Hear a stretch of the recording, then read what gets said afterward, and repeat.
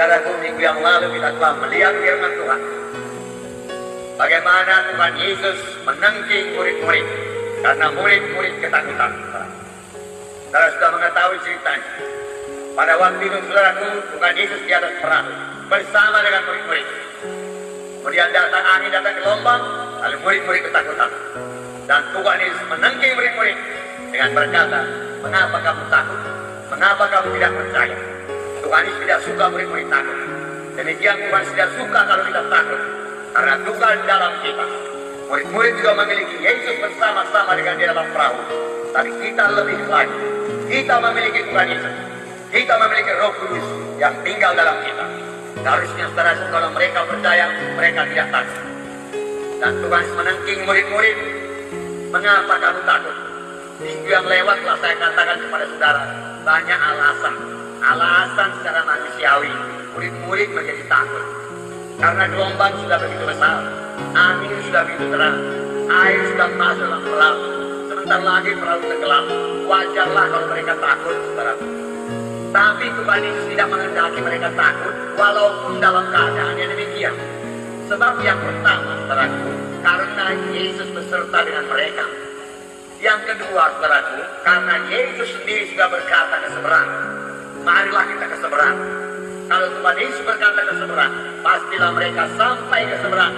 Bagaimanapun hebatnya badai gelombang yang menerpa mereka. Karena firman Tuhan ya dan amin. Langit bumi boleh berlalu, tapi firman Tuhan tidak akan berlalu. Tetapi apa yang dikatakan Tuhan Yesus sudah sirna daripada pikiran mereka. Mereka dikuasai oleh apa yang mereka lihat. Mereka dikuasai oleh pengalaman mereka. Mereka dikuasai oleh pikiran mereka secara manusia. Biasanya kalau gelombang sudah begini besar, biasanya kalau kapal yang begini timpa ombak begitu besar, pasti tenggelam. Lalu murid-murid melihat kematian, murid-murid melihat celaka. Tapi Yesus begitu tenang tidur di buritan kapal. Kenapa, saudara? Karena Yesus sama sekali tidak melihat kematian. Yesus melihat mereka sampai dengan selamat di seberang. Yesus melihat dia melayani dan membebaskan orang yang kerasukan di seberang sana. Yesus tenang, saudara. Nah, kemudian murid-murid yang begitu khawatir, begitu panik membangunkan Yesus. Tuhan, tidak akan kau peduli kalau kami binasa, tidak binasa. Lalu Tuhan bangun mengalami angin, diam danau, lalu angin jadi tenang, danau jadi tenang. Tapi Yesus berkata kepada murid-murid, "Mengapa kamu takut? Mengapa kamu takut? Aku beserta dengan engkau.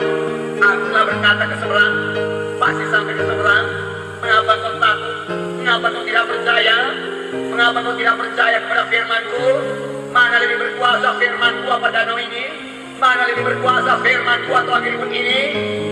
Saudaraku, firman Tuhan lebih berkuasa. Amin.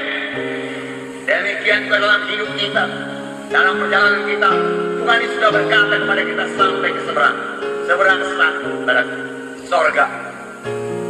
Nama saudara sekarang sudah tertulis dalam buku kehidupan. Amin.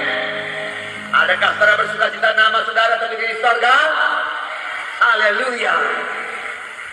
Kelak kalau saudara sudah melayani Tuhan berbuah lebat, saudaraku, panjang umur saudara akan sampai ke sorga kalau Yesus belum datang. Lalu pada waktu itu buku kehidupan akan dibuka, saudaraku, dan nama saudara ada di sana. Oh, pada waktu itu alangkah senangnya pintu sorga terbuka bagi saudara. Akan ada gangguan-gangguan sebelum saudara sampai ke seberang sana. Tetapi itu bisa saudara pakai untuk melatih iman saudara untuk jangan takut dan bersandar kepada Tuhan.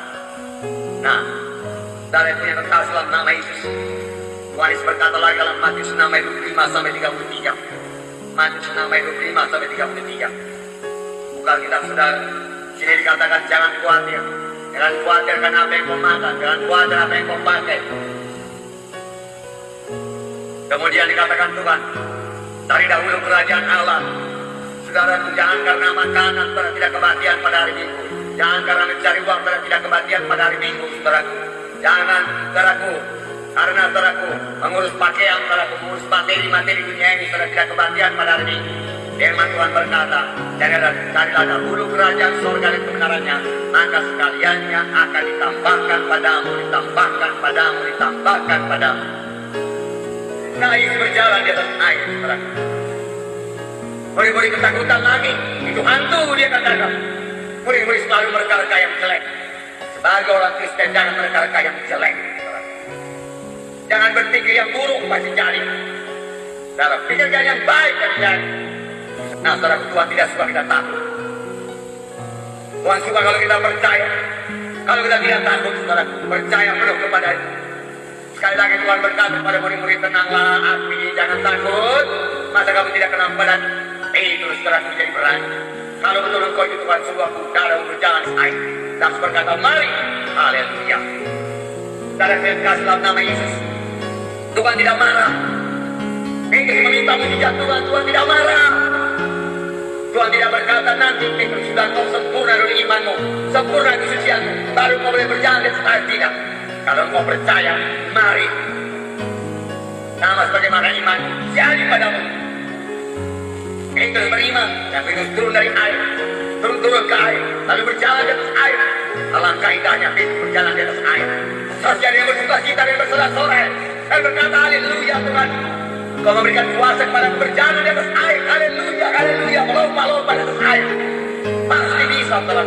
Tapi kemudian dia timbang pikirannya, penglihatan matanya, karena firman Tuhan berkata, ketika dilihatnya melompat dan dirasanya angin, aku lagi-lagi takut.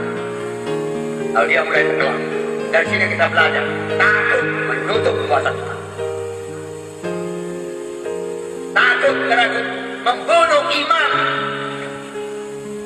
Kalau datang takut, iman pun keluar. Oleh sebab itu berkali-kali Tuhan berkata, jangan takut, jangan takut. Dan takut itu, saudaraku, yang lebih parah lagi, saudaraku, mengundang kuasa setan. Kita takut kuasa setan datang. Oleh sebab itu jangan takut.